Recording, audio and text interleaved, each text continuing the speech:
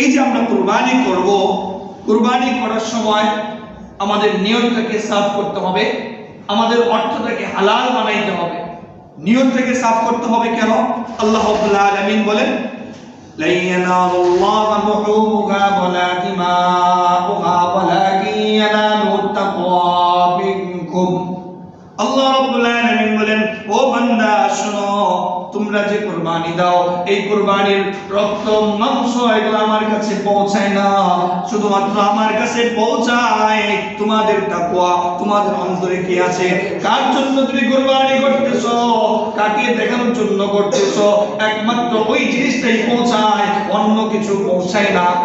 তাহলে আল্লাহর কাছে একমাত্র পৌঁছায় হলো আমরা কি নিয়তে কুরবানি করতেছি, সেই নিয়তটা পৌঁছায়। রক্ত মাংস এগুলো আল্লাহর কাছে পৌঁছায় না।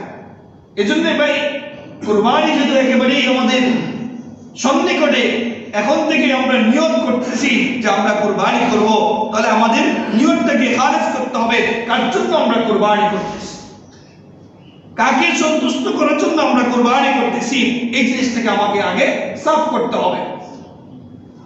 আরেকটা জিনিস হলো, কুরবানি যেহেতু আমরা করব, আমাদের কুরবানি করতে হবে হালাল অর্থ দিয়ে।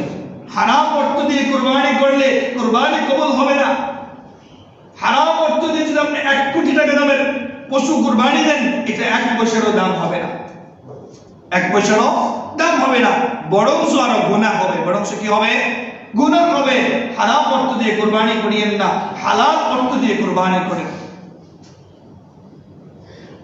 আজকে দেখুন সমাজটাই হয়ে গেছে হারামের দিকে, সমাজটাই হারামের দিকে চলে গেছে।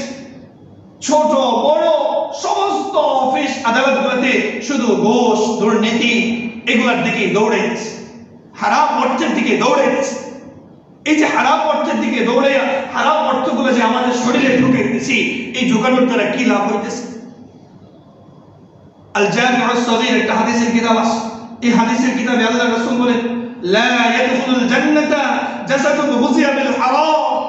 যে ব্যক্তির শরীরে হারাম খাবার থাকবে, যার শরীরটা হারাম অর্থ দিয়ে গঠন হবে, ওই শরীরটা কখনো জান্নাতে যাবে না। তার জন্য জান্নাত হারাম, জান্নাত হারাম। একবার একটু চিন্তা করেন না ভাই, আপনি 5 ওয়াক্ত নামাজ পড়তেছেন, হজ করতেছেন, তাহাজ্জুদ পড়তেছেন, আওয়াবিন পড়তেছেন, ইশরাক পড়তেছেন, সব ঠিক আছে, কিন্তু আপনার ইনকামের পথটা হালাল না হারাম? ইনকামের পথটা হারাম। তাহলে আপনার শুধুমাত্র ইনকামের কারণে আপনার সমস্ত আমলগুলো বরবাদ হয়ে যাচ্ছে, সমস্ত আমলগুলো বরবাদ হয়ে যাচ্ছে। আপনার এই নামাজ আপনাকে গুনাহ থেকে ফিরায় না। দেখুন আজকে বহু মানুষ হজে গেছে। আমরা যখন ছোট ছিলাম, আমাদের বয়স তো বেশি না, যখন ছোট ছিলাম ছোটবেলায় দেখতাম এক গ্রাম থেকে একজন মানুষ যখন হজে যাইতো, হজ থেকে ফিরে আসার পরে সে আগের যত অন্যায়মূলক কাজের সাথে জড়িত ছিল, সে সমস্ত কাজগুলো ছেড়ে দিয়ে একমাত্র আল্লাহর পথে নিজেকে বিলীন করে দিয়েছে। সে দাড়ি রাখতো, পাঞ্জাবি পরতো, নামাজ পড়তো, দ্বীনি শরীয়তের কাজের সাথে সে জড়াইতো, কিন্তু এখন পুরোটা উল্টা। এমন সময় দেখা যায় হজ থেকে এসে আগে যেরকম দুর্নীতি করছে, এর চেয়ে আরো বেশি দুর্নীতি সে করছে। গত বছরের একটা ঘটনা আমি আপনাদেরকে শোনাই। আমাদের সরকারি অফিসের একটা বড় দপ্তর আছে, ওই দপ্তরের ওনার কাছে কিছু ফাইল জমা আছে। উনি ওই ফাইলগুলো সিগনেচার করলেই কাজগুলো হয়ে যায়। উনি হজে গেছে, হজ থেকে আসছে, ওনার কাছে ফাইলগুলো যখন দিছে উনি সিগনেচার করে না, বসে আছে সিগনেচার করে না। হঠাৎ একদিন জিজ্ঞাসা করলো যে আপনি ফাইলগুলো সিগনেচার করতেছেন না কেন? তখন সে উত্তর দিতে, শোনো আমি তো হজে গেছিলাম, এখনো 40 দিন হয় নাই, 40 দিন হওয়ার পরে আমি এই ফাইলগুলো সিগনেচার করব। কারণ কি? কারণ এই ফাইলগুলো সিগনেচার করার পিছনে বহু টাকা তাকে দিতে হয়। কারণ এখন সিগনেচার করলে সে টাকাগুলো নিতে পারবে না, মানে হজ থেকে আসছে এখন টাকা নিতে পারবে না, 40 দিন গেলে সে টাকা দিতে পারবে, তার জন্য সেটা হালাল হয়ে যাবে। আজকে দেখুন, আজকে আমাদের সমাজের মানুষগুলা কোরআন সুন্নাহ থেকে নিজেকে দূরে সরায় রাখতেছে। হযরত আসওয়াদকে ধরতেছে, এই হযরত আসওয়াদকে ধরেও সে কিছু গুনাহ করে। বললে হয়তো আপনাদের গায়ে লাগতে পারে, হযরত আসওয়াদকে ধরেও কিছু মানুষ গুনাহ করে, আবার এমন গুনাহ নয়, কবিরা গুনাহ করে। কি গুনাহ করে? কবিরা গুনাহ। যে হযরত আসওয়াদকে ধরলে, চুমা খাইলে জিন্দেগীর সমস্ত গুনাহ মাফ হয়, ওই জায়গায় দাঁড়ায়ও কিছু মানুষ গুনাহ করে। কেমন করে গুনাহ করে? আল্লাহ রাসূলের একটা দায়ী সুন্নাত হলো এই দাড়ি রাখা। আল্লাহ রাসূলের একটা দায়ী সুন্নাত হলো দাড়ি রাখা। যে আল্লাহ রাসূল বলেন লিহিয়াতুন তাবিলাতুন, তুমি তোমার দাড়িকে লম্বা করো। আল্লাহ রাসূলের 10টা দায়ী সুন্নাতের ভিতরে একটা সুন্নাত হলো দাড়ি রাখা, দাড়ি লম্বা করা, দাড়ি রাখা। আজকে কিছু মানুষ আছে দাড়ি রাখতেছে না, যেহেতু রাসূলের আদেশকে মান্য করে নাই, সে কবিরা গুনাহে লিপ্ত। কবিরা গুনাহে লিপ্ত, দাড়িকে রাখে নাই, সে কবিরা গুনাহে লিপ্ত। আর হযরত আসওয়াদকে ধরতেছে, ওই সময় তো তার কবিরা গুনাহ হইতেছে। তাহলে এই হজ কিভাবে তাকে গুনাহ থেকে ফেরাবে? এই হজ কিভাবে তাকে নাপাকি থেকে ফেরাবে? আল্লাহ রাব্বুল আলামিন কত সুন্দর করে বান্দাদেরকে ডাক দিয়ে বলতেছে, ও বান্দা শোনো, ইন্নাস সালাতা তানহা আনিল ফাহশাই ওয়াল মুনকার, নিশ্চয়ই নামাজ তোমাকে সমস্ত গুনাহ থেকে ফেরাবে। আজকে দেখুন আমাদের সমাজে বহু নামাজি আছে, নামাজ পড়ার পরেও দুর্নীতি করতেছে, ঘুষ খাইতেছে, সুদের টাকা নিতেছে, অন্যের হক মেরে খাইতেছে, নামাজ পড়ার পরেও। তাহলে নামাজ আমাদেরকে তো গুনাহ থেকে ফিরাইতেছে না, তাহলে কি আল্লাহর কথা কি মিথ্যা হয়ে যাইল না?